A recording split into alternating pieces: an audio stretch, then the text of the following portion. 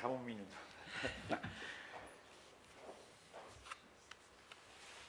Está bien, fíjate.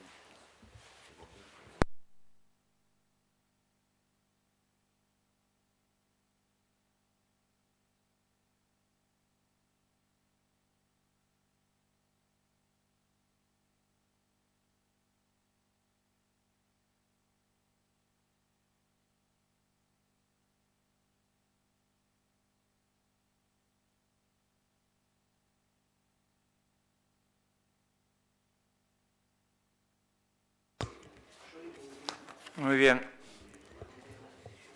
Buenas noches. Vamos a comenzar. Quiero comenzar, como no puede ser de otra manera, agradeciendo muy sinceramente, en nombre de la Junta de Oficiales que nos acompañan aquí en primera fila, parte de ella y de nuestros socios, que Almudena de Arteaga pues haya aceptado acompañarnos esta tarde aquí y ofrecer una conferencia que estoy seguro será interesantísima. Y es especialmente reconfortante, Almudena, que esté aquí porque forma parte, te lo habrá explicado ya nuestro buen amigo José Ángel Marín, de un ciclo de conferencias de novela histórica que estamos trayendo pues a primeras espadas. Como sabe, ha estado en este ciclo y nos acompaña hoy aquí un gran escritor jiennense como es Emilio Lara, que ya les puedo adelantar que ya tiene el libro el siguiente a punto de salir y que después de presentarlo en Madrid, como no puede ser de otra manera, en la Biblioteca Nacional, lo presentará en Jaén. Ya tenemos hasta la fecha cerrada.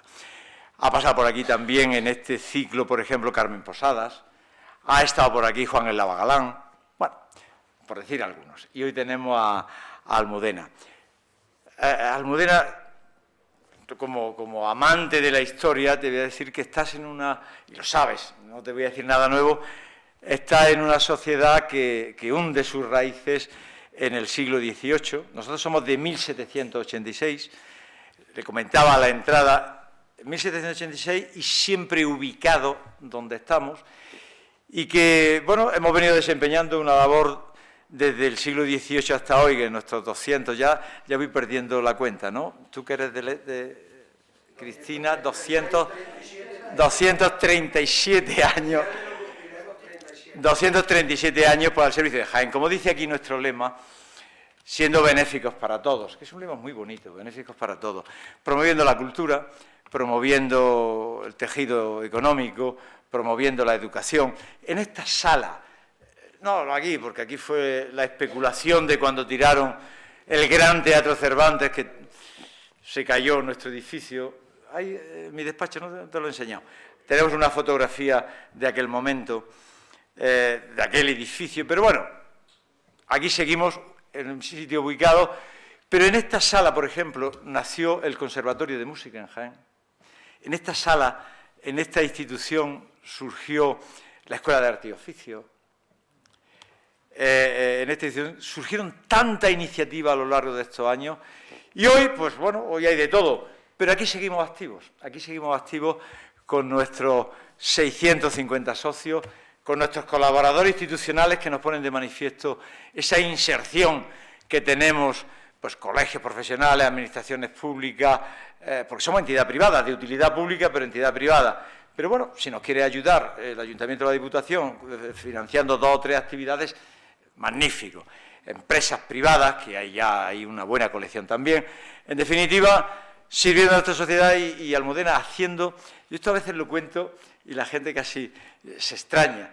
Por ejemplo, en esta sala asistimos cada año, y aquí hay muchos socios de la económica, pues en torno a 50, 60, entre recitales líricos, arias de ópera y romanzas de zarzuela, y conciertos de música de cámara, piano y violín, cuerda, metal, no se oye muy bien aquí, pero sí que cuerda o piano.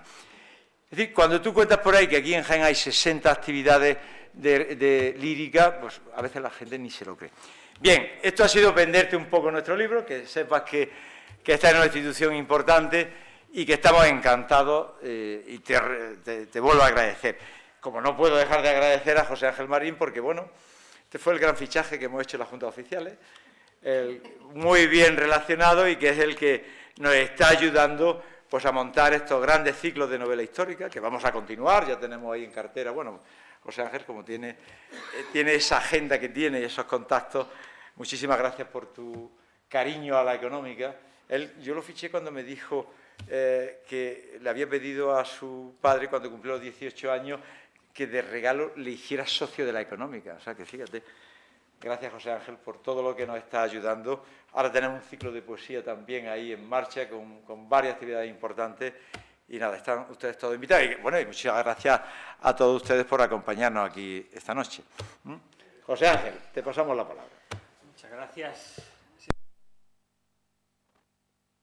Sí, ¿ahora? Sí. Muy buenas tardes. Gracias, querido director. Gracias, Almudena de Arteaga. Y gracias a todos ustedes. Yo casi que os voy a tutear, si me lo permitís, porque hay muchos amigos aquí, ¿no? Y gracias por haber venido esta tarde, más bien fresquita, ¿no? Pero claro, de enero, ¿qué se puede esperar, ¿no? Hay que dar las gracias también a los miembros, a mis compañeros de la Junta de Oficiales de la Real Sociedad Económica de Amigos del País de Jaén, porque ellos a todas mis ocurrencias casi siempre le dan el visto bueno. Y la de hoy yo creo que era algo más que una ocurrencia, porque se trata de Almudena de Arteaga, la que está aquí esta tarde con nosotros. Así que con esta salutación y la bienvenida, las gracias a esta entidad de la que, como dice mi director, soy socio desde la prehistoria, desde que tenía 18 años,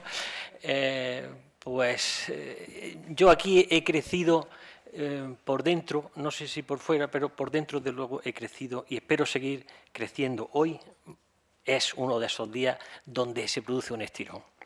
Digo que fijaos o fíjense que esta tarde es una tarde aristocrática. Aristocrática en el sentido clásico del término, en el sentido griego del término. Aristocrática en el sentido que lo decía Platón y Aristóteles, los mejores, el gobierno de los mejores, la gente que sobresale por su sabiduría, por su tacto y por su valor también intelectual. Tenemos un aristócrata que responde a este patrón y tenemos unos aristócratas ahí que también están en esa clave. Por tanto, por eso digo que es una tarde aristocrática a este lado de la mesa y también a ese otro lado. En Jaén ocurren a veces cosas y esta tarde ocurre algo en Jaén. A Jaén no llega el AVE, no viene el AVE, pero viene Almudena de Arteaga. Esto es para hacérselo notar, ¿no? Y cuando ocurren cosas en el ámbito cultural, casi siempre ocurren de la mano de esta sociedad a la que nosotros pertenecemos. La Real Sociedad Económica de Amigos del País de Jaén mantiene ese compromiso con la cultura que se ha convertido hasta tal punto en un pilar central de la vida cultural jiennense. Claro, sin cultura yo es que creo que las sociedades no avanzan, ni se puede pretender siquiera aspirar al progreso si no se apuesta por la cultura, en este caso como lo hace la económica de Jaén.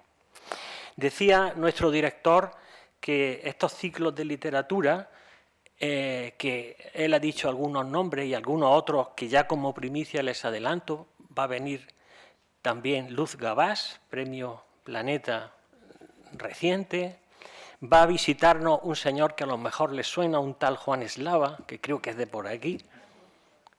En fin, hoy Almudena de Arteaga. Como ven ustedes, Jaén, que está en la periferia de la periferia, cuando nos situamos en esta clave, parece estar en la capitalidad. Y es que debemos estar en la capitalidad de la cultura, porque sin cultura, sin libros, como decía Miguel Delibes, un pueblo sin literatura, un pueblo sin libros, es un pueblo mudo en el peor sentido del término. Muchos la conocerán porque ella es duquesa del Infantado, porque entre otros muchos títulos ostenta grandeza de España, concedida a sus ancestros por el emperador Carlos V. Pero hoy está aquí no por su condición nobiliaria, sino porque Almudena es una gran literata, una escritora de éxito, una mujer que un día decidió abandonar la toga, estuvo 6 años ejerciendo como abogada especialista en derecho civil y laboral, abandonó la toga para entregarse a la ficción histórica, al ensayo y a su labor como articulista. Antes y ahora, Almudena de Arteaga no ha dejado de cultivarse y de publicar libros, 30 más o menos he contado. Bueno, meto los ensayos. Se ha dedicado en esa labor literaria tan ingente a rescatar del olvido a mujeres que merecían ser recordadas. Para quienes no la conozcan, diré que es duquesa del Infantado, ya lo hemos señalado, título que fue concedido a sus antepasados por los reyes católicos en 1475, concretamente a su antecesor, don Diego Hurtado de Mendoza, segundo marqués de Santillana. Por tanto, Almudena pertenece a una familia con peso histórico, lo cual estoy seguro que ha sido un acicate para su labor literaria, de manera que ella misma, en su propia persona, en su tradición, está unida a la propia historia de España a través de esa tradición familiar. Pero aunque su abolengo, por su abolengo, pudiera, Almudena de Arteaga no vive de las rentas, sino que lleva más de 25 años viviendo de su producción literaria. De hecho, es una de las escritoras de novela histórica más prestigiosas de España. Ella es una acreditada escritora de novela histórica, algunas de las cuales se han convertido en auténticos bestsellers, como La princesa de Éboli, Eugenia de Montijo, La Beltraneja o Capricho, que obtuvo el premio Azorín en el año 2012, con un edificante relato sobre las mujeres a las que pintó Goya. Almudena ha sido premio Algaba de ensayo histórico en el año 2007, pero su gran éxito, como he citado anteriormente, aconteció en 1997 con la novela La princesa de Éboli, también de su tronco nobiliario. Al leer tu obra, descubrí que Almudena investiga minuciosamente cada hecho, cada lugar, cada personaje, y así lo sigue haciendo cuando se enfrenta a un nuevo libro. Precisamente por ello, con su libro sobre María de Molina, obtuvo el Premio Internacional de Novela Histórica Alfonso X el Sabio. Como les decía, Almudena busca en la historia, sobre todo, personajes femeninos que se conocen poco, aunque se haya hablado de ellos en las crónicas, aportando sobre estos personajes femeninos, sobre estas mujeres, perspectivas novedosas.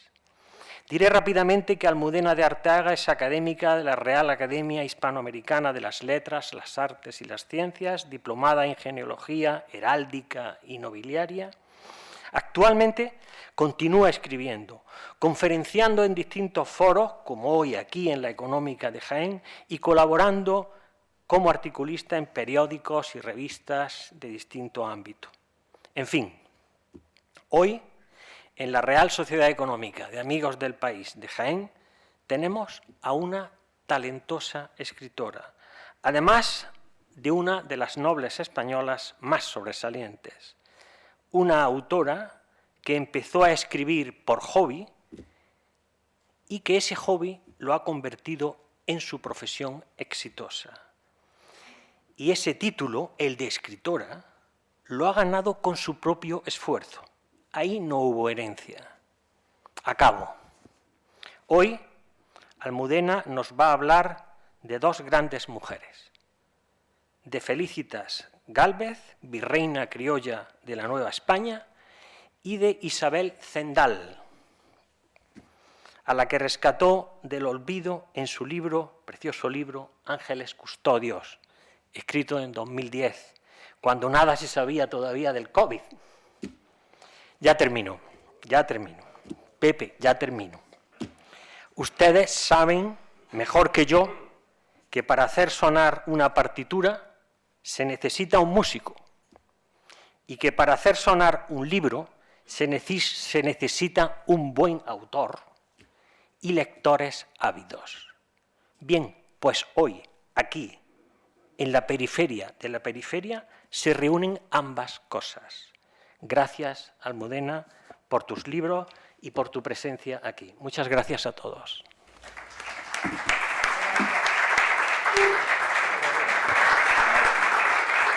Gracias, José Ángel, porque además se nota que es una presentación hecha con el corazón, cosa que no pasa en muchas ocasiones. Gracias, Antonio, y gracias a todos los asistentes, porque la verdad es que bueno, es un miércoles y a estas horas, y yo vengo de un Madrid donde te comentaba, si no das una conferencia te la dan, y bueno, quiero dar las gracias a todas de corazón. Has dicho que rescato a mujeres del ostracismo. Sí, rescato a mujeres, y ahora empezamos, rescato a mujeres del ostracismo. Yo tenía una conferencia muy bonita que di durante mucho tiempo, después de publicar Éboli, Catalina de Aragón, eran mujeres renacentistas, hablaba de la Beltraneja, de Beatriz Galindo, la Latina, de Catalina, enlazaba a 4 mujeres de la época del Renacimiento. Y terminaba con Éboli, que era la última. En este caso he elegido a 2 mujeres que yo rescaté del ostracismo, pero habéis dicho que va a venir Luz Gabás, va a hablar no de Felicitas, pero sí de la misma época. El premio Planeta se dio, como bien se sabe, el día de Santa Teresa de octubre, y yo este libro lo saqué a la calle en mayo. Son esas cosas, igual que Isabel de Zendal, Javier Moro, el sari rojo, también le conocemos muy bien, sacó un libro sobre Isabel de Zendal que se llamaba La piel del tambor 8 años después de lo mío. Lo de Luz ha sido inmediatamente, con lo cual los hados se congregan y cuando nadie habla de una época, de repente todos empezamos a hablar de lo mismo. Solamente quiero decir eso. Luz dará su conferencia. Mis niñas dicen, mamá, no te preocupes, esto es que eres influencer de los grandes escritores. Y digo, bueno, sí, pues sí, debe de ser eso. Pero yo me rebano mucho el seso para descubrir a una mujer un poco olvidada. Pero bueno, todo sea, nadie es dueño de un personaje histórico, nadie es dueño de ningún... Sobre Adriano, no sé cuántas novelas puede haber, pero hay miles bueno, sobre César, sobre los romanos, hay miles sobre los grandes personajes de la historia, y aquí lo importante es que sacamos del ostracismo a mujeres olvidadas y empezamos a hablar todas de ellas, y entonces, fenomenal, porque las estamos haciendo conocidísimas. Dicho esto, voy a empezar mi ponencia. Enlazo a 2. Podía haber seguido con la tercera. Vamos a hablar justo de la época en la que se funda esta institución, la vuestra sociedad. Vamos a hablar de finales del siglo XVIII, precisamente de finales del siglo XVIII. Vamos a hablar de la época en que España ayuda a Estados Unidos en su independencia. Algo de lo que ahora se está empezando a hablar, pero de lo que no se ha hablado hasta ahora. Y les voy a contar por qué. Porque había mucho miedo en aquel momento, ahora empezamos con los grandes personajes de ese momento, había mucho miedo en ese momento a que España, al ayudar a la independencia de las 13 colonias, contagiase a todas las provincias de ultramar. Es decir, a lo que algunos llaman nuestras colonias, que nunca fueron, porque nuestras provincias de ultramar eran como Toledo, o como Segovia, o como Valencia, o como Santander. Nuestras provincias de ultramar, aunque estuviesen al otro lado del mar, eran, que es una cosa que yo siempre digo en esta conferencia, eran provincias de ultramar, no eran colonias. Nosotros no teníamos colonos. Nosotros, el que había nacido en México, ahora DF, México en aquel momento, o en Veracruz, o en Lima, pues era un ciudadano exactamente igual que el jienense de aquí. Exactamente igual, con los mismos derechos, independientemente de su raza, a pesar de lo que estén intentando contarnos ahora, sobre todo la leyenda negra. En Escritores por la Historia, donde está Emilio metido también, y estamos muchos, es contra lo que luchamos. Bueno, pues esta es la época de Bernardo de Gálvez. Bernardo de Gálvez, del que se ha prolongado una exposición ahora en el Museo Naval de Madrid, que recomiendo a todo el que pase por Madrid que vaya a verlo, al Museo Naval, donde se habla perfectamente de esto. Bernardo de Gálvez era un español nacido en Macharabiaya, hablábamos antes de nobleza, pues esta familia, en solamente una generación llegó uno de ellos a ser el ministro de las Indias, que era el ministerio más importante de Carlos III, y el resto de los hermanos suyos llegaron a tener grandes puestos en lo que fue en Venezuela, fueron gobernadores de muchos lugares de nuestras provincias de ultramar. Y Bernardo era un sobrino de ellos. Bernardo luchó en Francia, fue militar, se formó como militar en Madrid, voy a sintetizar un poco la historia, porque si no ya no empezamos con nuestras mujeres nunca, pero es que ellas siempre estaban a la sombra de estos grandes hombres, haciendo grandes cosas también. Bernardo luchó en Francia, aprendió muy bien francés, que le serviría para el futuro. Fue una vez a México, luchó en lo que se llamaba Nueva Granada, que estaba en Nueva Vizcaya, que era la zona de Chihuahua, donde luchaba contra los... Asientes muchísimo, debes de saberte la historia muy bien. Sí. Bueno, donde luchó contra todos los apaches. Tenemos que recordar que había tribus, otra de las grandes mentiras que cuentan es que nosotros terminábamos con los indios, no, nosotros nos casábamos con ellos, los que terminaban eran los del norte de América, con los indios. Y Bernardo, seguiremos con la historia de la viruela y cómo les daban mantas infectadas de viruela para los ingleses, a las tribus indias para matarlos, nosotros los salvábamos, como contaremos después. Bueno, pues Bernardo, después de estar en Chihuahua, luchó también en Argel, con O'Reilly, cuando volvió a España, y finalmente le destinan estoy intentando sintetizar, a Nueva Orleans, Luisiana. Ya estamos en el sur de América, como gobernador. Gracias al acuerdo de los 7 años, la guerra de los 7 años, entre que los dos primos Borbones, Francia y España, habían llegado a una alianza, la guerra de los 7 años contra Inglaterra. Yo en esta novela intenté utilizar el término de pérfida Albión, que me encantaba, porque constantemente estoy enfadadísima con todos los ingleses. No sé si aquí habrá algún británico, pero bueno, nos la han hecho pasar buenas. Entonces, pero no pude porque intento no cometer anacronismos en mis novelas y entonces no la utilicé porque eso es de principios del 19, ese término. Pero después de este acuerdo de la guerra de los 7 años, y ya no voy a dar más datos, el resto va a ser mucho más entretenido, España pierde Gibraltar, que ahí lo tenemos y ahí lo seguimos luchando. Perdió Menorca, que la conseguimos recuperar a posteriori. No voy a hablar de cuándo la recuperamos, no se preocupen. Perdimos todo el margen del Mississippi, y ahora les voy a contar por qué. Ahora empezamos con lo que es la novela. Todo el margen oriental del Mississippi, y nos quedamos nada más que en el otro lado. Gran problema, porque el Mississippi era la línea comercial que unía todo lo que era el Golfo de México, por donde llegaban todos nuestros barcos o salían todos nuestros barcos, con todas las mercancías hacia el norte de América. Bueno, perdemos eso, los fuertes de ese lado, de Manchac y de Baton Rouge, que eran dos fuertes muy importantes, pasan a manos británicas, con lo cual ese tráfico por ese río empieza a complicarse, y perdemos La Movila y Pensacola en Florida. Bueno, luego veremos un mapa, creo que tengo algún mapa. Bueno, perdemos lo que es el control del Golfo de México.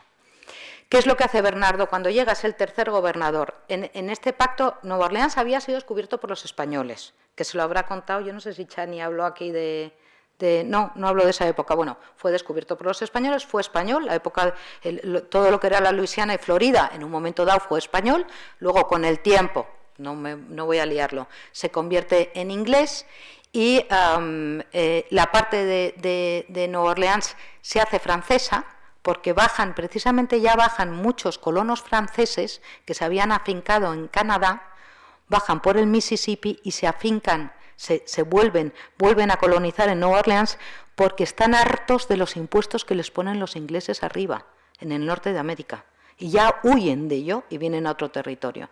Bueno, por un pacto entre primos, Borbones, está claro, pasa a manos españolas de nuevo. Bueno, pues Bernardo de Gálvez es el tercer gobernador español que pasa por allí, y conoce a Felicitas Maxent. Llegamos a nuestra protagonista. Felicitas, ahora pasaré las diapositivas. Felicitas era criolla, es decir, criolla, que mi editor al principio me decía, pero esto era una mestiza. Y digo, no, criollo es el nacido ya en América de colonos europeos, no tienen por qué, no tienen raza, es un término, es lo que pasa con las palabras, que muchas veces nos equivocamos. Pues Felicitas ya era criolla, era hija de uno de los hombres más ricos de todo Nueva Orleans, Se conocía muy bien lo que era el tráfico del Mississippi, porque llevaba mucho tiempo comerciando con pieles, con las tribus también, con pieles, con armamento, con cualquier cosa que pudiesen necesitar en el norte y en el sur y con España. Tenemos que tener en cuenta que Cuba, La Habana y Santa Isabel, todas esas islas, por ahí pasaban los barcos también y iban ya hacia el Mississippi, descargaban y luego ya subían todas las mercancías. La historia de Felicitas es una historia de superación. Ella se casa por primera vez con 15 años y se queda viuda con 17, ya con un niño de 2 años. Así, la vida era muy rápida en aquella época. Estamos hablando de 1760, más o menos. Por eso digo que nos acercamos a la fundación. 1760. Ya viuda aparece Bernardo, tercer gobernador en la Luisiana. Se enamoran locamente, pero locamente. Va muy rápido, en mi novela va muy rápido. La gente me dice, bueno, de repente pues un escarceo debajo de una escalera y estamos ya en el altar. La primera vez se casaron en artículo mortis, además. Y aquí en la novela explico una cosa, voy contando chascarrillos, pero explico una cosa muy divertida y es que pues ahora nos preocupamos por las pensiones, ¿no? Pensión de viudedad. Para hacer la historia corta se llegan a casar hasta 3 veces, porque como la primera vez se casa en artículo mortis y sin el permiso real que lo necesitaba, no estaba garantizada la pensión de viudedad. Llegan a casarse 3 veces. Bueno, Bernardo era un hombre bueno. Prácticamente adoptó a la primera hija de Felicitas y llegó a tener 3 hijos con ella. ¿Qué pasa? Guerra de las 13 colonias. Felicitas conoce 2 momentos muy importantes en la historia del mundo, global, de ese momento.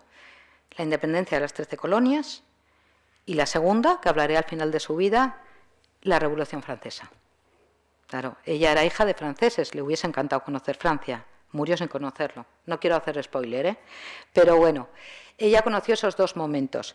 Bernardo acaba montando milicias en Nueva Orleans y para hacerles la historia corta, porque no quiero hablar de batallas, quiero hablar de ella, acaba retomando todos los fuertes del lado del Mississippi para liberar el comercio hacia arriba, acaba montando, y esto lo vive Felicitas en primera persona, una red de espionaje impresionante del que, si nuestros espías fuesen franceses, ingleses o alemanes, habría 300 películas y 400 miniseries. Pero no. Pero, por ejemplo, vamos a ver una diapositiva de Juan Miralles, que fue un hombre, y esto no lo sabe casi nadie, que murió agarrado de la mano de Marta, la mujer de George Washington, nada más y nada menos. Él vivía en Cuba, era español, gran empresario, se disfrazaba de fraile y tejió toda una red de espionaje para saber qué necesitaban las 13 colonias y comunicárselo a Bernardo. Bernardo escribía a su tío en el gobierno de las Indias y mandaban los barcos a través de un vasco que se llamaba Gardoqui, que era otro empresario, con todos los paramentos, pólvora, balas, cañones, uniformes, absolutamente todo lo que pedía George Washington. Llegaba por el Golfo de México en barcos españoles, se descargaba en Nueva Orleans, se cargaban barcazas pequeñas y se subía hasta donde George Washington lo necesitaba. ¿Por qué esto se ha silenciado? Porque aquí se habla en la independencia de Estados Unidos, se habla de lo que hicieron los franceses, de cómo ayudaron los alemanes, de cómo ayudaron incluso los holandeses. De nosotros no. Yo siempre digo que nos hemos vendido muy mal, siempre nos hemos vendido muy mal. Pero el mismo George Washington reconoció que sin la ayuda de España probablemente, sobre todo ayudamos mucho en la última batalla de Saratoga, que fue la última, la final y la definitiva para acabar de echar a los ingleses. Eso lo logró Bernardo. Y luego logró tomar la Movila y Pensacola, que son 2 batallas apasionantes y recomiendo a todo el que quiera que lo vea, sobre todo la de Pensacola, porque él en su escudo de armas, a él le ennoblece el rey. A ellos, a Felicitas y a Bernardo, les hacen conde de Gálvez y de Galveston, y vizcondes de Galveston. El mismo rey les hace, o sea, son los primeros, porque toma la Pensacola, que era una plaza bastante complicada, y la armada estaba, bueno, era una bahía muy cerrada y muy baja, con lo cual los barcos muy cargados de cañones podían llegar a embarrancar. Bueno, pues, y si pasaban por el estrecho, los cañones ingleses acababan, bueno, pues él tuvo las narices de pasar con 4 navíos y ya la armada tuvo que seguirle, porque rompió la brecha. Bueno, en su escudo hay un lema que pone yo solo. Vamos a hablar de... Ellos llegaron a ser virreyes de Nuevo México, nada más que un año, y Bernardo llegó a morir con 42 años, nada más, jovencísimo, pero hace todas estas cosas que cuento. Felicitas, como digo yo, está en una mesa camilla, pero Felicitas es una novela de guerra, es una novela de algo tan importante como cómo ayuda a España a Estados Unidos, es una novela de generosidad, porque, por ejemplo, Felicitas, cada vez que Bernardo se va a la guerra, están llegando constantemente barcos con emigrantes, diríamos hoy en día, no existía el término, emigrantes españoles. Bueno, pues Felicitas es la encargada de... Ella misma le dice, Bernardo, hay documentos, en el Archivo de Indias hay muchísimos documentos sobre ello. Ella le dice, Bernardo, no quiero llevar a todos estos canarios que han llegado, que vienen desde Canarias, españoles, que vienen desde Canarias a buscar una vida mejor, a este término que me dices, porque hay no sé qué tribu muy complicada, y es un lugar peligroso. Aquí ya nos metemos en las películas de cowboys, casi, que son posteriores, pero eso ya existía. Bueno, pues ella era la encargada de reordenar territorialmente a todos los que llegaban nuevos y buscarles un asentamiento digno y bueno, sin peligro. En México, cuando son virreyes de Nuevo México, de la Nueva España, quiero decir, pues lo mismo. Ella se encarga, tienen un año muy difícil de hambruna y ella se encarga de que los graneros estén llenos, de que la gente aporte donativos, de no dejar morir de hambre a los más débiles. Dicho todo esto, ella muere, y ya termino y ahora paso las diapositivas. Ella cuando se muere, cuando se queda viuda, bastante joven, con 3 hijos. Bueno, hay otra historia paralela, he hablado de espías, he hablado de tráfico de mercancías, he hablado de guerra, he hablado de distribuir a todos los que llegaban. No he hablado de piratas y de Johnny Depp, porque es que estamos en la misma historia. Bernardo, llega un momento, hay un capítulo muy divertido, ahí me lo pasé bomba, que no estaba muy documentado, pero se llevó a los 3 niños a lo que se llama, lo que conocemos hoy como Haití. Era el fuerte donde llegó Colón años antes y donde se hundieron las primeras carabelas que dejó una de ellas, dejó a varios hombres allí y cuando volvieron dicen que se los habían comido todos. No lo sé, pero ahí la dejó. Bueno, pues fue a tomar Bernardo, tomó y liberó Nueva Providencia, que era una isla donde estaban todos los corsarios pagados por la corona inglesa, dando y hundiendo y masacrando todos nuestros barcos y poblaciones, exactamente igual. Cuando ella se queda viuda, ella llega a ser virreina de Nuevo México, es muy divertido cómo ellos se quieren mezclar, cómo les gustan los toros, cómo se mueven entre la nobleza y el pueblo, es muy divertido. Ellos cómo van en calesa, cómo promueven todo lo que son las corridas de toros, todas las fiestas que nosotros teníamos aquí y que llevamos allí y que bueno, verán en alguna diapositiva lo que era México. Es que México podía ser una calle de París en ese momento. Ahora se está diciendo mucho, que creamos muchísimas universidades, muchísimas iglesias, montamos catedrales, bibliotecas, todo, pero es que es verdad, lo vamos a ver ahora. Bueno, pues el final de Felicitas, y es que no quiero hablar más, ahora pasaremos las diapositivas, el final de Felicitas, ella le promete en el lecho de muerte a él, en México, que va a llevarse a sus hijos y los va a educar en España, y los trae, y cumple su palabra. Los trae a España, entra por Cádiz, está en Cádiz unos días, probablemente pasa por aquí cerquita, rumbo a la corte a Madrid, y en Madrid comete un error tremendo. Acabo de hablar de que conoció otro momento muy gordo, que fue la Revolución Francesa. Se empieza a tener mucho miedo a todo lo afrancesado, absolutamente a todo. Ella vive en la calle de la Cava Baja, tengo hasta el domicilio donde ella vivió, vive en la calle de la calle Cava Baja con sus 3 niñas y con Miguel y con su único chico, y monta, yo siempre utilizo en mis novelas a un personaje de ficción, pero que pudo ser real. Porque normalmente necesito a alguien que se meta en los bajos fondos y en los altos fondos, que pueda estar en todas partes, ¿no? Y que pueda transmitir todas las ideas de la novela. En este caso se trae a una medio india, medio negra. Es otra cosa que también me gustaría que, si alguna vez van a Madrid, en el Museo de América se ven los cuadros de las castas. Nosotros teníamos, pero muchísimas razas de mezclas, y todos tenían los mismos derechos. Bueno, pues se llamaban lobas, los hijos de India o indio y negro se llamaban loas dentro de las castas. Bueno, pues la trae y monta una... A mí el mundo femenino de las tertulias literarias en el siglo XVIII me apasiona, la verdad. He hablado varias veces de ellas, he hablado en Madrid, he hablado en Cádiz, todas las que había de doña Francisquita en Cádiz y demás, y me apasionan, porque es que las mujeres que dicen que éramos muy brutas y demás, es mentira. En el siglo XVIII, de verdad, que montábamos tertulias literarias importantísimas. ¿Cuál fue el error de Felicitas? Pues monta una tertulia literaria donde, como es muy exótica, porque acaba de llegar de unos lugares que a todo el mundo en Madrid le apetece mucho que les hablen, empieza a ir mucha gente, y entre ellos empieza a venir Cabarrús, Malaspina, todos los grandes ilustrados y mucho francés. Ahí empieza el miedo del gobierno y los destierros. Llega un momento en que empiezan a desterrar a todos los afrancesados de Madrid. Los destierros no eran fuera de España. En aquella época te mandaban a Valencia, a un sitio que no fuese tu lugar. A ella la destierran por intentar ayudar a Cabarrús, precisamente. La destierran a Valladolid, donde las cartas de su médico son brutales. Casi todas mis protagonistas terminan igual, porque fíjense cómo terminó la éboli también, pero bueno, yo no sé, siempre yo empiezo muy apasionada con mis protagonistas y todos acaban fatal, pero bueno. En Valladolid su médico escribe varias veces a la corte diciendo que por favor a estas señoras que vienen del Caribe, a ella y a sus hijas, le arrancan a su hijo Miguel y lo meten en una academia militar con nada más que 11 años, y se van todas las mujeres a Valladolid.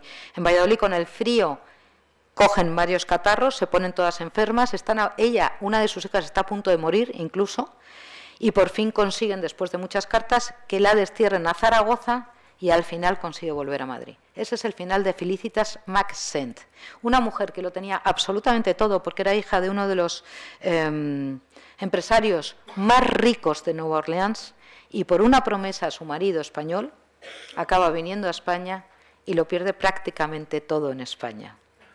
Luego, aquí encadenamos con Isabel de Zendal, porque Felicitas muere en 1799 y la expedición Balmis sale de La Coruña en 1803.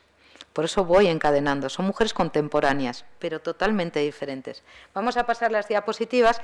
Yo no sé cómo vamos de minutos, no tengo el reloj. ¿Quieres que te lo deje? Si me lo dejas aquí, fenomenal. Bueno, esta es la portada de mi libro. Esto es Thanksgiving, que me encanta decirlo, se lo cuento a todos los americanos sin parar. Bueno, más o menos. Se lo cuento a todos los americanos sin parar. Thanksgiving, esa fiesta tan importante americana que dicen que viene por el motín del té en Boston, es mentira. En realidad es nada más y nada menos que la comida de acción de gracias que dábamos los españoles cada vez que llegábamos a un lugar. De ahí viene Thanksgiving en Estados Unidos. Y en todo el sur de Estados Unidos lo saben, además. Bueno, pues eso es lo que me gusta decir. Antonio de Ulloa era uno de nuestros grandes ilustrados y fue el primer gobernador de la Luisiana. Antonio de Ulloa, además, es el que nos ayuda a separar, por sus expediciones anteriores, a dividir la Tierra como está dividida, en meridianos y paralelos. Es el que hace el estudio sobre el meridiano cero. Luis de Unzaga se casa con la hermana mayor de Isabel. Lo que tiene muy claro el padre de Felicitas es que él apuesta por los españoles, y no se equivocó. El resto del resto de los grandes comerciantes que había en la Luisiana, como venían de Francia, eran franceses, es que no entendían. En la novela se ve perfectamente. Ellos no entienden por qué dos reyes que jamás han ido a lo que llamaban las Indias deciden sobre su destino, y porque en España se decía, España se acostó monárquica y se levantó republicana en la Segunda República, ¿no? Pues esto es igual, se acostaron franceses y de repente se levantaron españoles, no entendían nada. Bueno, pues el padre Felicitas apostó por los españoles. Luis de Unzaga, que no sale muy favorecido, la verdad, es que no encontré otro cuadro un poco mejor, se casó con Isabel, la hermana de Felicitas.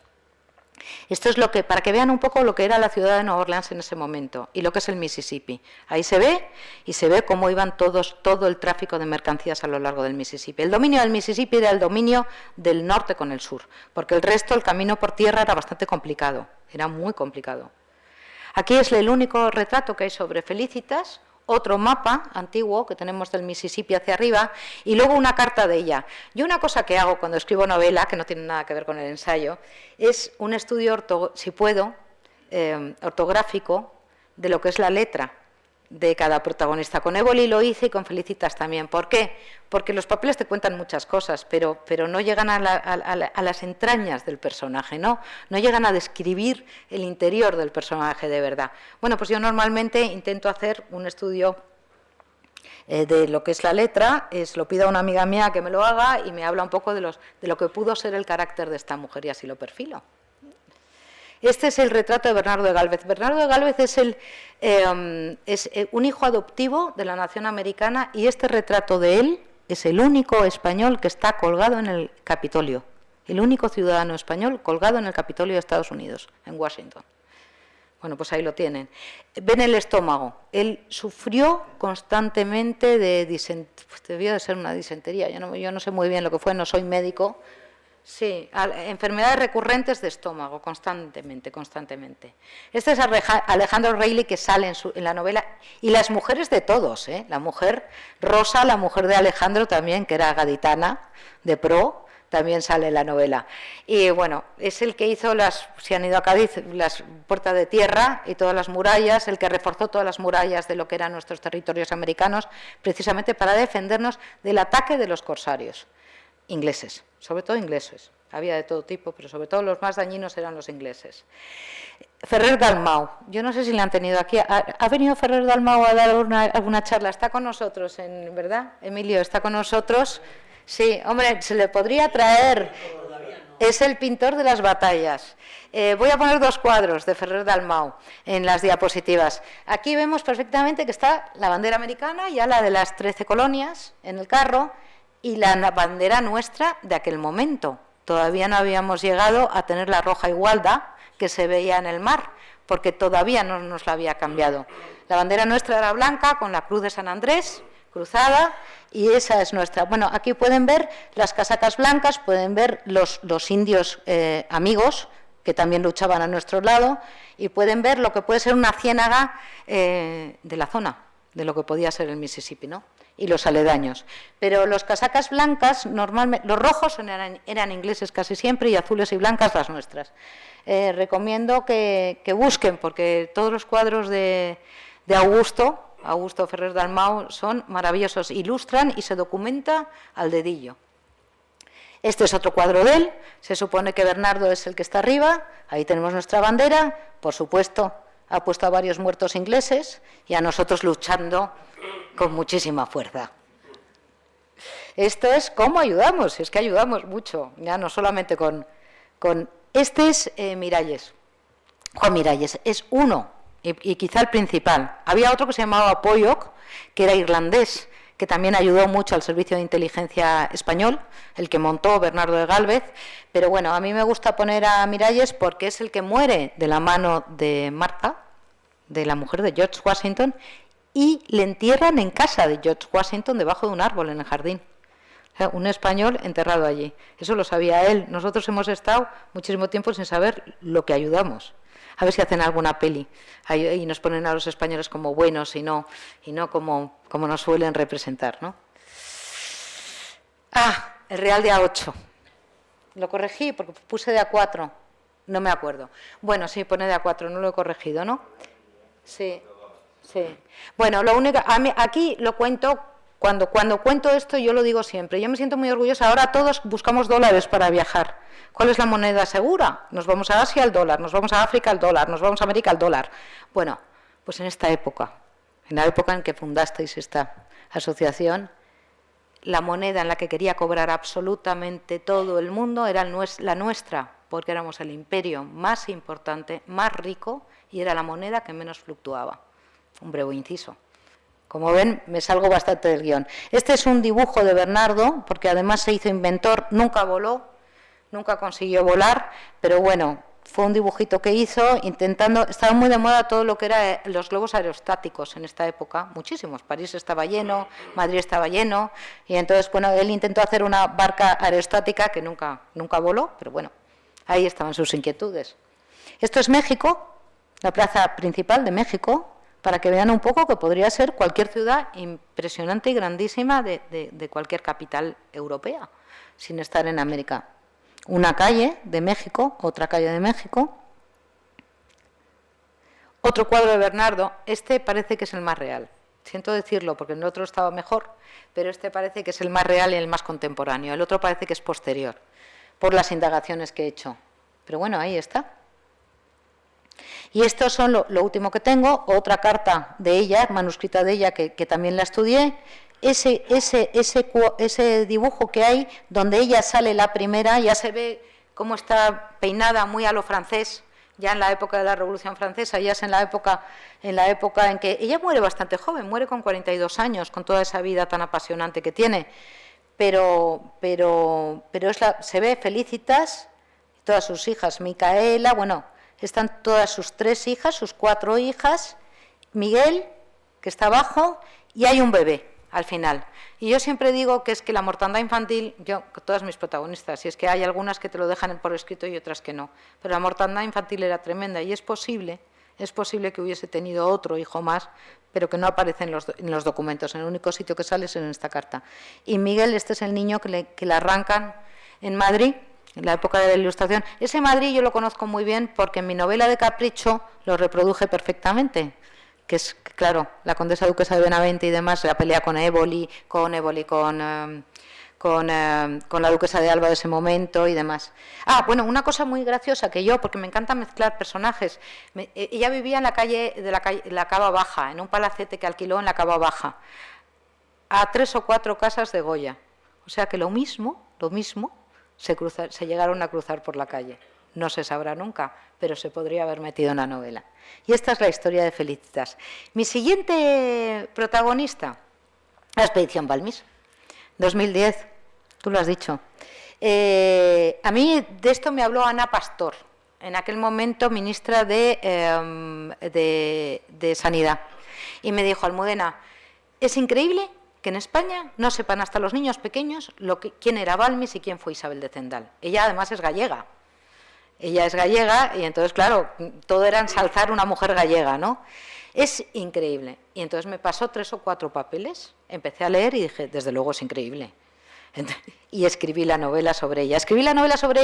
Y luego les recomiendo que busquen una película que se basó en mi novela, que iban a ser 4 capítulos. Mi novela se llamó Ángeles Custodios y esta película se llama, que la hizo Televisión Española, se llama Ángeles Custodios, se llama 22 Ángeles. Iba a ser y además se grabaron 4 horas, se rodaron 4 horas y de repente, bueno, pues estas cosas que pasan que yo ya me pierdo. Yo vendo los derechos de mis novelas para las películas y ya que hagan lo que quieran, porque además no te enseñan los guiones, bueno, ese sería otro tema del que podríamos hablar largo y tendido. Pero en fin, se redujo nada más que a 1 hora y media, con lo cual la película tampoco salió demasiado bien porque no se entiende, hay pasos que no se entienden. Pero bueno, aquí nos metemos 1803, 1806, sí. De Gálvez y de Felicitas no se habló demasiado por miedo a la independencia, que fue absurdo porque luego llegó. De este tema tampoco se habló demasiado porque en 1806, cuando Balmis termina su expedición del todo, llega y franceses nos están invadiendo, con lo cual las prioridades ya no eran las expediciones que pagaban los reyes, sino el defendernos de la invasión francesa. ¿Cómo se descubre esto? Bueno, yo vuelvo a recordarlo, voy a pasar muy rápido.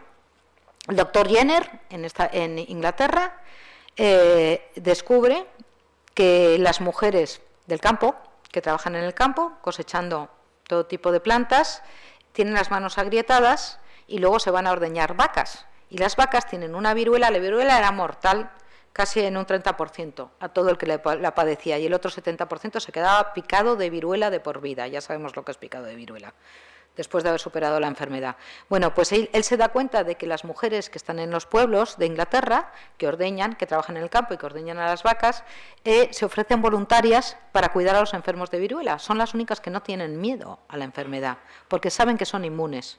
No saben por qué, pero ellas saben que no les afecta la viruela y se ofrecen voluntarias. Él empieza a investigar, se da cuenta de que las vacas padecen una viruela mucho más benigna, no llega a matar a ninguna vaca, no dan leche durante 3 o 4 días, las operan y ya está. Pero las pústulas están en las ubres de las vacas. Las mujeres con las manos agrietadas ordeñan a las vacas, rompen las pústulas, se infectan con el pus que sale de las pústulas de las vacas y por eso quedan inmunizadas. Él se da cuenta de que es por eso. Empieza a practicar, a intentarlo probar, porque claro, hemos estado ahora con ¿me vacuno, no me vacuno, si me vacuno, no? Pues imagínense la primera vacuna. Por eso se llaman vacunas todas, por las vacas, que es otra cosa que suelo de contar. Todas las vacunas se llaman vacunas por las vacas, porque la primera vino de las vacas. Bueno, pues se dan cuenta y, bueno, demuestra a toda Inglaterra a través de un huérfano, nuevamente, porque no había muchos niños voluntarios a prestarse a estos experimentos, así por las buenas, claro, tienen que tirar de los huérfanos que no se quejan, demuestra, Philip se llamaba, que es efectivo. Y escribe un tratado que llega a todas partes. Ese tratado llega a España y lo coge el doctor Balmis, Francisco Javier Balmis y Berenguer, alicantino de pro, médico del rey, que le explica que todo eso está muy bien porque al norte de América lo llevan el pus de las vacas metido entre cristales en los barcos y llega efectivo. Pero a nuestras provincias de ultramar, y vuelvo a hablar de ellas, llega sin efecto por el calor, por la humedad o por lo que fuese. Cuando pasan por el Caribe se vuelven inefectivos. ¿Cuál es la solución? Balmis, después de intentar estudiar mucho cómo puede vacunar a todas nuestras provincias de ultramar efectivamente, se da cuenta de que solo lo puede hacer si lleva la vacuna viva de alguna manera. ¿Cómo puedes llevar la vacuna viva de alguna manera? Con otros 22 huérfanos. Haciendo una cadena humana de la vacunación, 9 días que dura la enfermedad, van vacunando de 2 en 2 en ese barco, van vacunando de 2 en 2 los niños por si a uno le pasa algo, poder seguir con la vacuna viva dentro de otro cuerpo, y cada 9, es como todas las enfermedades, según te la pegan, pasan unos días, empiezan las pústulas, cogemos pus de una de las pústulas y ya vacunamos a otros 2. Y así conseguimos una cadena para llegar hasta América. Y desde allí se separan 2 la expedición. Salvani, que era su segundo, se va al sur, a lo que eran todo Chile, a todas las provincias del sur, y Balmis se queda vacunando a toda Nueva España, cruza, se va hasta Acapulco, coge la ruta del galeón Manina, llega hasta Filipinas, y ya en Filipinas el resto de la expedición, desde allí cambia a los niños, va cambiándolos. Según toca Cuba, quita a 3 niños españoles y a los españoles se los llevaron hasta México. Y ahora contaré una cosa muy bonita de Isabel de Zendal que no se suele contar. Y los va cambiando, los va renovando, porque los que ya le han servido ya están inmunes y ya no les sirven más. Hay mucho peligro en las bodegas de contagio involuntario. Claro, los niños juegan, los niños se rozan, los niños... Y por eso Isabel de Zendal va en ese barco. Les cuesta mucho encontrar una mujer preparada para ello. Pero Isabel era gallega, trabajaba en un hospicio de La Coruña y, sabía llevar a los niños y se postuló para ello. Y comprendieron, al principio los niños que iban a ser elegidos iban de 8 a 12 años, lo primero que quería Balmis en sus primeros papeles, pero no encontró niños viables, suficientes, y al final en la expedición fueron niños de 3 a 8 años. Imagínense niños de 3 añitos corriendo por un barco. Pues necesitaban a una mujer que dirigiese todo eso. Esa fue Isabel de Zendal. Isabel de Zendal durante muchos años fue reconocida como la primera enfermera internacional del mundo. Tenía en La Puebla, que es donde ella se quedó a vivir al final, con uno de los niños que dicen que quizá, hay novelas que se dicen que ella estaba casada, era viuda y tenía este niño.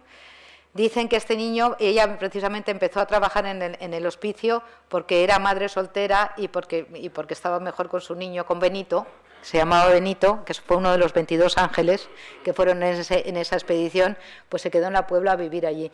Bueno, pues hay una escuela de enfermería en La Puebla desde hace, yo no sé cuántos años tendrá, yo creo que se fundó en 1940, ya sabían de Isabel de Zendal, pero nosotros, siendo española, no hemos conocido a Isabel de Zendal hasta ahora. Bueno, pues esa es la historia de Isabel de Zendal. Voy a ir pasando diapositivas ya, porque sí, porque ya son las 9.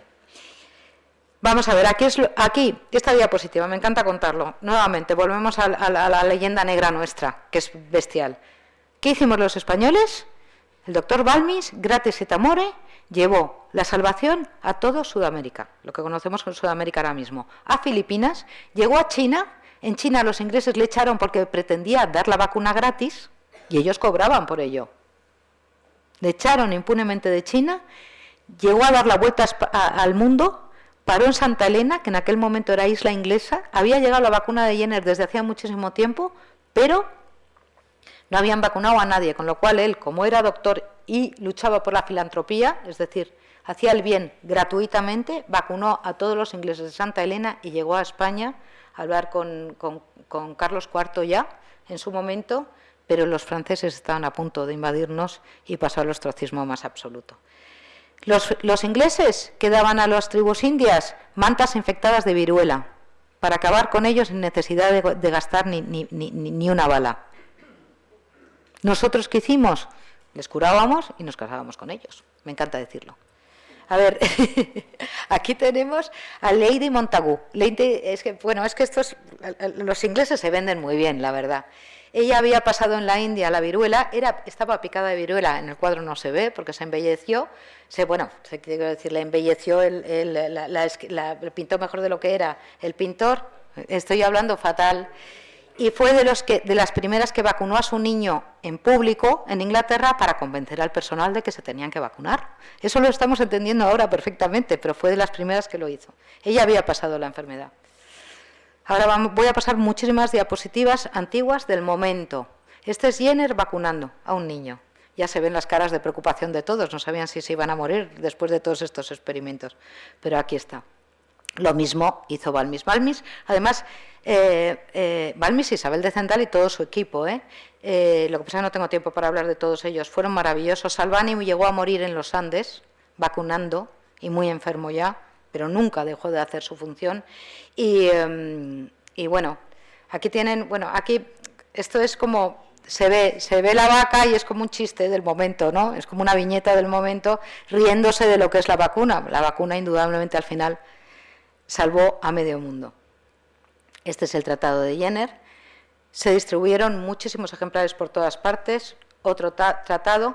Todos nuestros anteriores expedicionarios, aquí me encanta hablar de la Ilustración española, de la que hablamos muy poco, todo eran expediciones totalmente gratuitas y filantrópicas, las pagaba la corona, y eran expediciones muy, muy caras, pero está Celestino Mutis, que está abajo, que había intentado ya traer el remedio de la viruela, pero no lo había conseguido. El mismo Balmis había descubierto en América, antes en México, en Nueva España, antes de ir con la expedición de la viruela a México, ya había estado anteriormente con una flor que se llamaba, este es Balmis, la begoña balmisiana, la llamaron. Era una flor que se utilizaba para hacer una planta que se utilizaba para hacer una medicina muy buena para el mal escrofuloso o venéreo. Se nota que no soy médico, ¿no? Pero bueno, creo que era muy efectivo. Esta era la flor que ellos descubrieron. Como vemos, hay muchísimos remedios totalmente naturales que van y que vienen. Unos vienen de aquí, se van para allá, y otros de allí vienen para acá.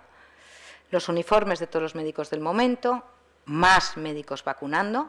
Fue impresionante, es que en apenas 4 años, con los medios que tenían, hoy en día tenemos muchos más medios, pero con los medios que tenían consiguieron vacunar pues a una cantidad, millones de personas, por la red que hicieron. Ellos iban enseñando, llevaban muchísimos libros de Jenner, iban enseñando, iban montando casas de vacunación.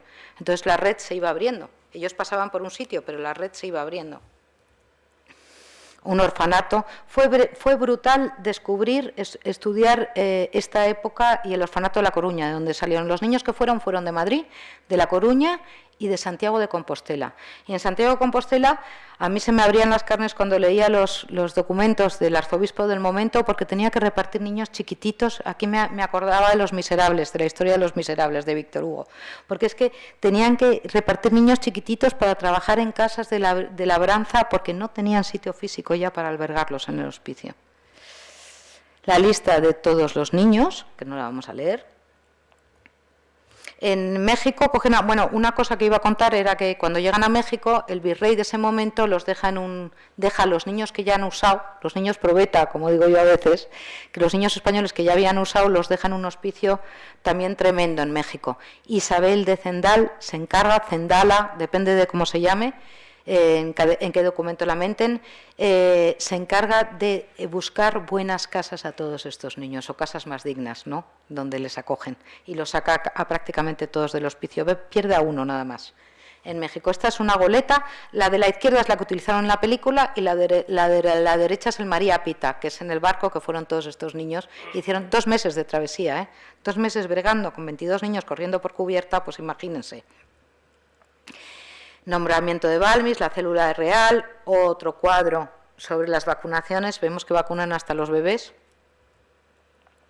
Y todos los puntos que fueron tocando, Puerto Rico, La Guaira, La Habana. En La Habana pongo el mercado de esclavos porque tuvieron que comprar un niñito. En teoría, en España no traficábamos con esclavos, pero en la práctica, pues bueno, había de vez en cuando. Balmis, con su propio dinero, se le habían terminado los niños españoles y para llegar a México, desde La Habana, tuvo que comprar a un tamborilero, un niñito negro que tocaba el tambor en una orquesta. Veracruz, el virrey de la Nueva España en ese momento, la Puebla de Los Ángeles, donde se quedó Isabel de Zendal a vivir, Acapulco, y aquí ven el mapa que tengo de cómo, hace nada he leído todo sobre Magallanes y Elcano, ¿no?, sobre la vuelta al mundo, la primera vuelta al mundo que da España. La primera vuelta al mundo la dan los españoles. Bueno, pues esta, que fue pues unos siglos después, pero también fue una expedición filantrópica que la costeó la corona española, que dio la vuelta al mundo. Tengo que decir que a Balmis le habían subvencionado nada más que hasta Filipinas, que era hasta donde llegaban nuestras provincias de ultramar, pero él se empeñó en no volver otra vez por México y quiso seguir dando la vuelta al mundo. Las vicisitudes fueron tremendas. Al final llegó a Lisboa y por fin, pero miren, toda la vuelta al mundo. Cádiz 1810, cuando ya termina, y finalmente, ¿cómo ha empezado esta exposición? 9:05. ¿Cómo ha empezado esta exposición? Diciendo que España nunca ayudó, en la época de Bernardo de Gálvez, no hizo pública su ayuda a Estados Unidos por miedo a el contagio de la independencia. Independencia de México. Cuando Balmis vuelve a México, cuando ya nos han invadido los franceses y él vuelve a México a intentar ver cómo van todas sus campañas de vacunación, en México ya se estaban independizando de nosotros y tampoco fue demasiado bien recibido. Y esa es la historia de las 2 mujeres que van con ellos, porque indudablemente las mujeres no podían enarbolar banderas solas y todo es un conjunto. Unas vamos con otros y cada uno cumple con su función. Felicitas Maxent nació en América, teniéndolo absolutamente todo, y murió en España, pues bastante en el ostracismo. Está enterrada en Antígola, al lado de Aranjuez, en un pueblecito chiquitito de Aranjuez. Isabel de Zendal nació en un pueblecito al lado de Santiago de Compostela y murió en la Puebla de México, del Virreinato de la Nueva España. 2 mujeres, una de ida y otra de vuelta. Gracias.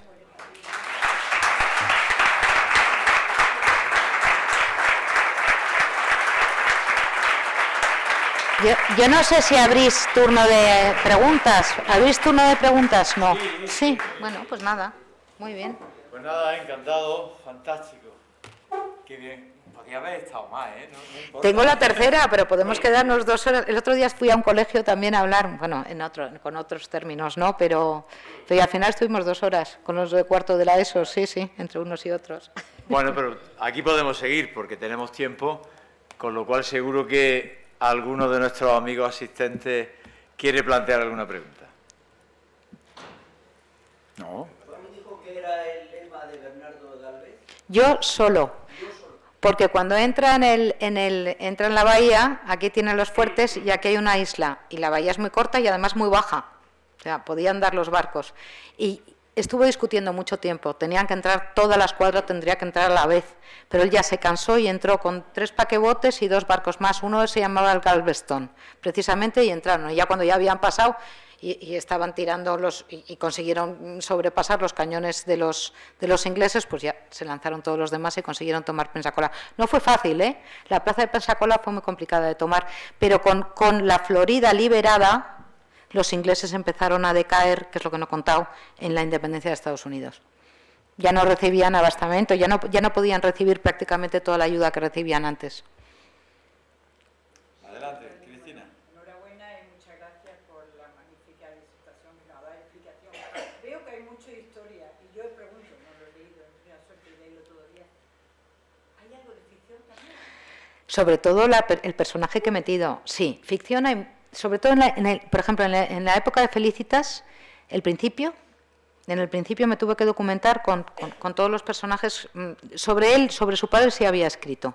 Su padre tenía grandes extensiones de tierra, muchísimos acres, muchísima ganadería, comerciaba con todo, traficaba también, que es una cosa que no he contado. Que hay una historia de espías, de piratas, de tráfico de mercancías. Dentro de esta novela hay muchas novelitas. Yo siempre digo, se podría hacer una serie, porque si tú vas cogiendo una cosa y la otra, hay muchas novelitas. Pues sí, esto es. Bueno, yo, por supuesto, felicitar, yo creo que lo ha dicho casi todo, muy bien dicho, además, como él lo suele hacer, José Ángel, de ti. Pero yo quiero decir algo porque es real. Una persona, esto lo hemos escuchado muchas veces, cuanto más categoría tiene, más sencilla. Y hoy lo has demostrado de una forma rotunda.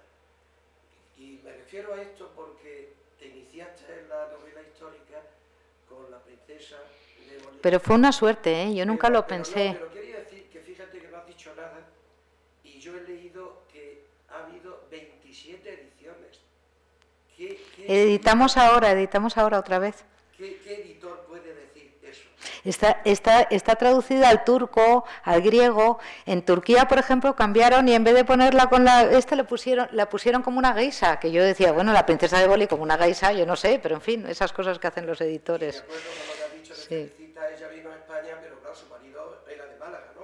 Sí, era de Málaga, por eso. Lo he leído, Por eso ya te he visto. Pero bueno. Lo pasó muy mal precisamente por el... Hay muchas protagonistas mías, porque Eugenia de Montijo, ¿cómo termina? También la pobre mía, bueno, no termina tan mal, pero pierde a su único hijo en una guerra absurda contra los Boers, y era granadina. Aquí la teníamos. Eugenia nació aquí muy cerquita también, y llegó a lo más alto y luego de repente, bueno, yo creo que eso son las vidas apasionantes, ¿no? Las vidas planas nunca son apasionantes. Dice que hay muchos Galvez en Málaga. Muchos Galvez. Sí, es un apellido muy malagueño.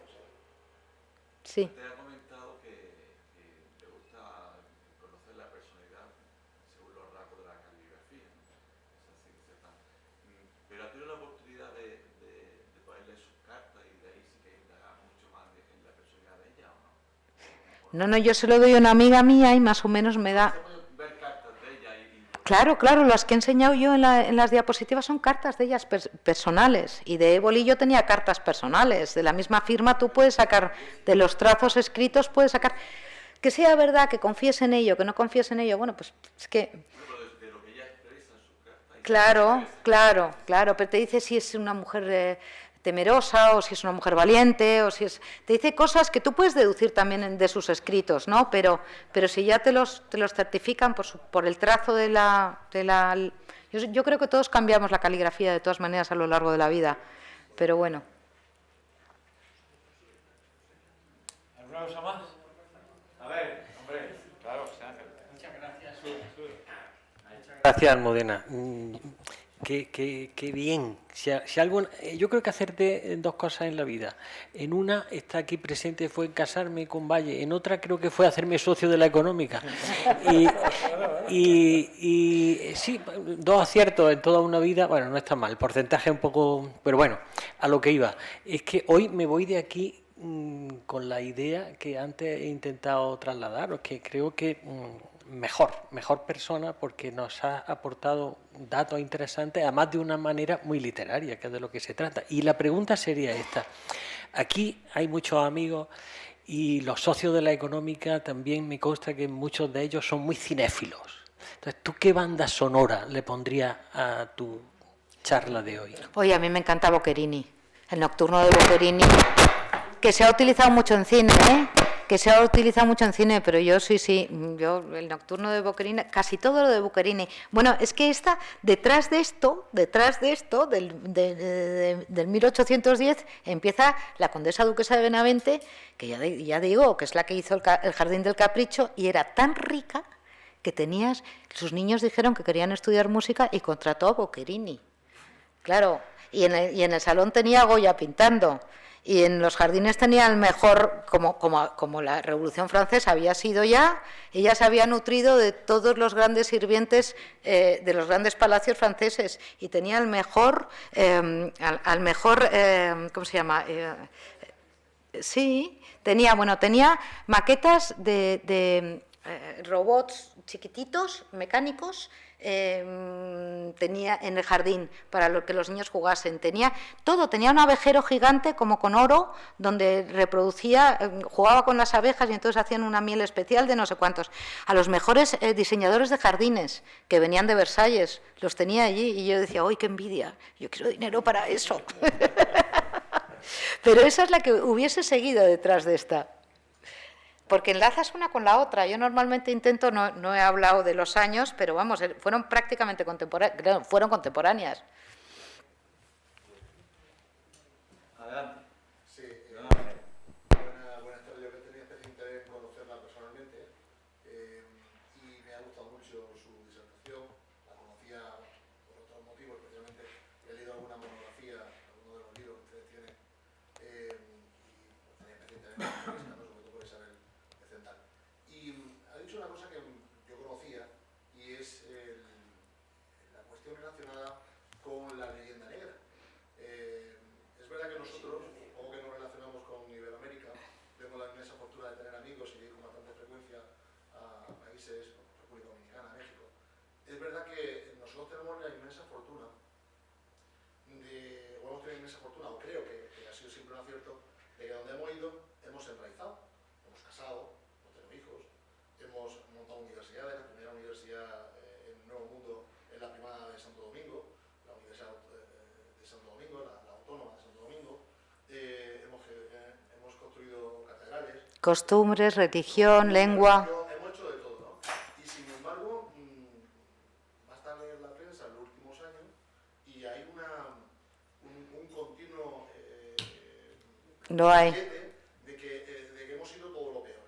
Y de hecho yo he querido preguntar a hijos de amigos oye, nosotros en el instituto que os enseñan respecto de la historia. Nosotros sabemos cómo... Porque los profesores, que yo sé que tú eres profesor también, los profesores, lo que yo creo, yo no soy profesora, claro, yo soy licenciada en Derecho, o sea, pero creo que debemos de sembrar ese pozo en los niños, porque indudablemente hay mucho español que el peor favor que nos estamos haciendo es que hay mucho español que se cree la leyenda negra contra nosotros. ¿De dónde nace, Almudena? Pues son los ingleses en la época de Felipe II. Claro, la pérfida Albión, que no era pérfida hasta el 19, pero son los ingleses en la época de Felipe II. Bueno, tú, Emilio, puedes hablar mucho sobre esto también. Sí, sí. Preguntas a los chicos dominicanos, oye, ¿qué os enseñan en el colegio? Y ellos no hablan con recelo de Colón, al contrario, hablan del almirante Colón. Pero están tirando estatuas, ahora mismo están derrumbando estatuas de Colón. Sí. Estamos reescribiendo la historia una vez más en este ámbito. Y no entiendo, o por lo menos no lo entiendo porque no responde a hechos reales. Y luego no sé qué reacción podemos tener nosotros, es decir, a nivel de academia, a nivel a nivel cultural, para minar la realidad. Porque claro, lo que no podemos estar es cargando con una culpa que no se encuentra. Lo que no podemos hacer es películas representando lo que dicen los ingleses de nosotros mismos, que es lo que están haciendo, por ejemplo. Es que es absurdo, de verdad. Ese tipo de cosas yo me indigno y en Escritores por la Historia nos indignamos todos en general. Vamos a hablar de nuestros grandes logros. Y yo he llegado a la conclusión de que todo esto es pura envidia. Dicen que los españoles somos envidiosos, los ingleses mucho más, porque nunca han tenido un imperio como el nuestro, pero ni de cerca. Y eso es la verdad, por mucho que se quieran vender. Como el suyo, como todo ese grupo de historiadores que hacen novela histórica, desde luego nos ayuda por lo menos a clarificar de que no es real. No es real y debemos de defender lo nuestro, defender que hemos tenido un imperio. Bueno, pues, Pues eso, a defenderlo. A ver si conseguimos romper toda esta trayectoria de tantos siglos. Sí, María José. Almudena, bueno, Cartera, enhorabuena por lo que me ha encantado tu intervención, tu conferencia me gusta mucho. Y al hilo de esto que estamos diciendo de la leyenda negra, ¿dónde viene? Vamos a ver, yo cuando fui a Victoria, en la Universidad de Granada, por los años finales de los 70, estaba el boom de la leyenda, no leyenda negra, o sea, que era así. Y todo venía de Bartolomé de las Casas. Ya, ya. Yo creo que esa ha sido la raíz, ¿no? Ya, pero también lo malinterpretan, ¿eh? Es que lo que hacen con Bartolomé de las Casas, lo que hacen es coger, lo que hace un mal periodista, ¿eh? Es que coges un extracto y lo tergiversa, y es lo que hacen con todos los escritos de Bartolomé de las Casas, claro. No, y nada más, y no leer nada más, exactamente igual. Y ya está, y ya está. Sí. Esa era la base de lo que habíamos hecho. Sí. Claro, pues terminamos la carrera así. Luego después ya hemos tenido suerte de que ha habido Sí. otros puntos de vista, sobre todo desde... Nada, pues yo creo que a todos a una, tenemos que luchar todos por lo mismo. Se dio un gran avance. Tenemos grandes hispanistas que son ingleses, grandes hispanistas. John Eliot, hay grandes hispanistas que siendo ingleses hablan de nuestras glorias y son ingleses, pues eso es lo que hay que leer, a los grandes hispanistas ingleses, porque de verdad que ellos sí que no tienen ningún complejo para hablar de nuestras glorias, ninguno. Y además están encantados de contra los suyos. Muy bien. Pues yo creo que... ¿Alguien está...? No. No, pues si hay más preguntas seguimos, estamos a gusto. Bien, sin más, pues muchísimas gracias, Almudena. Bueno, como decía José Ángel, salimos mejores, salimos más grandes, ampliamos nuestro horizonte.